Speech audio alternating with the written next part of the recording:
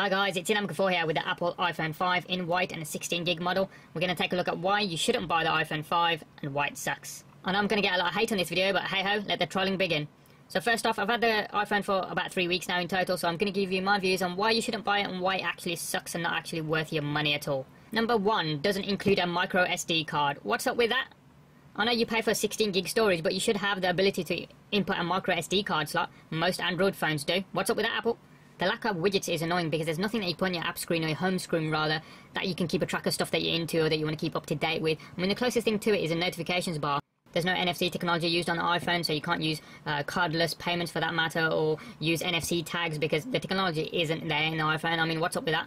You want to be ahead of the game, not trailing behind the game and trying to keep up with it. Most Android phones have NFC, so Apple should really be thinking outside the box and trying to step ahead of the game rather than just keep up with it. For me, the biggest annoyance is the screen. They've stretched it, made it longer, whoopee-doo, it's a 4-inch screen. What's the point in that?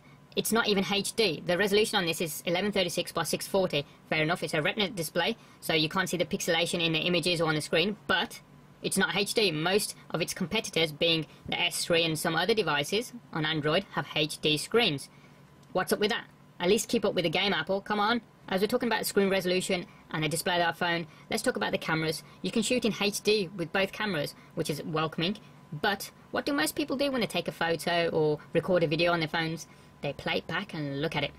And what's the point of shooting in HD when the screen on the phone doesn't support HD? The resolution is 1136 by 640 as I say, so not HD. How stupid are you? But hey ho, I'm sure Apple fans will somehow defend it. One of the features that they announced at the Apple keynote conference for the release of the phone, and they mentioned the panoramic camera shot feature. Whoopee-doo-dah, give you a round of applause. Most phones have had that for months on end. I mean, the S2 had a panoramic camera shot feature. You're bringing it to the iPhone. Whoopee-doo-dah. I work with quite a few people that use Apple iPhones, and what we'll say about iOS users is, or Apple users rather, is they defend their hardware and the brand to the hilt. And no matter who I ask, I ask, why do you buy Apple products or Apple iPhones for that matter? And no one said, oh, I like the ease of use, I like the hardware, I like the software, I like the functionality, I like the features. No one said any of that. They said, I like that it's stylish, innit? I mean, you buy something just purely for the way it looks, so it's useless as everything else, but just purely for the way it looks?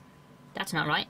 I was like, okay, fair enough, I can live with that, it's your personal preference, but I would respect them more if they said, well, I like the simplicity of the operating system, because I'm not a techie, so I like stuff to be simple, and that's why I like them.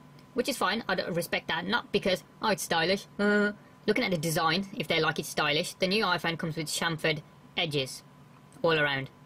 Now, I've been playing FIFA on this quite a lot, and when you're holding the phone in sort of this sort of position for well over an hour playing FIFA, the phone's corners, because they're sharp, dig into your hands. That's not very ergonomic, that's not very stylish, and that's not a good design, Apple.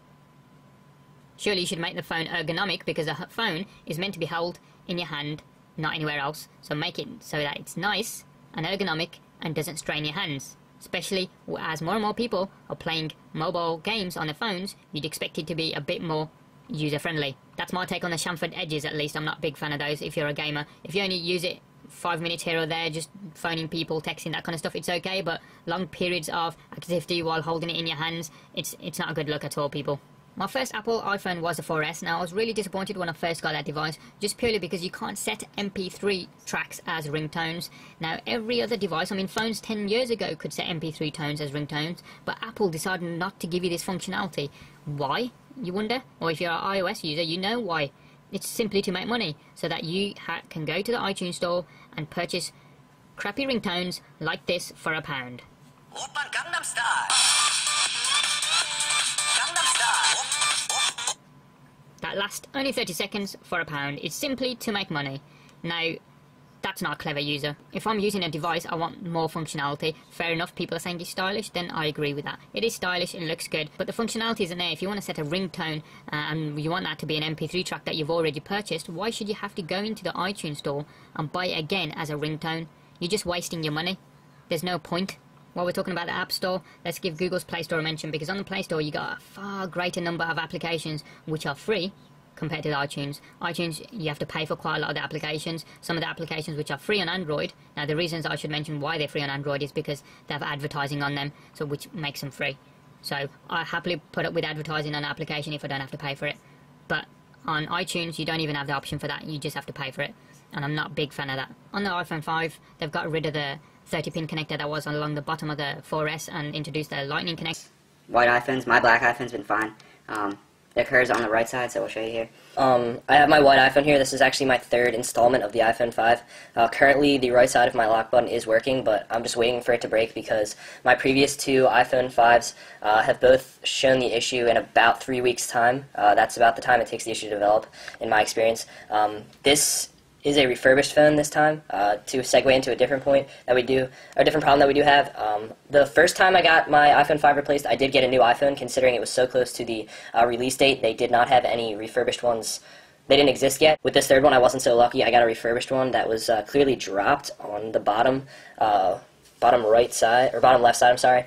There's a significant little scuff on the rim of the aluminum, which is not really that bad. I mean, you might be able to catch it on the camera there, and the bottom portion of the aluminum is a little scuffed up, as well as completely along the bottom. It definitely looks like it was reconstructed, even though it's not going to look that much different to the normal eye. But that just kind of disappoints me, considering I take perfect care of my iPhone, and I got one from Apple because mine broke, and it was not of the same standards that I would keep my iPhone to, so that was a little bit disappointing.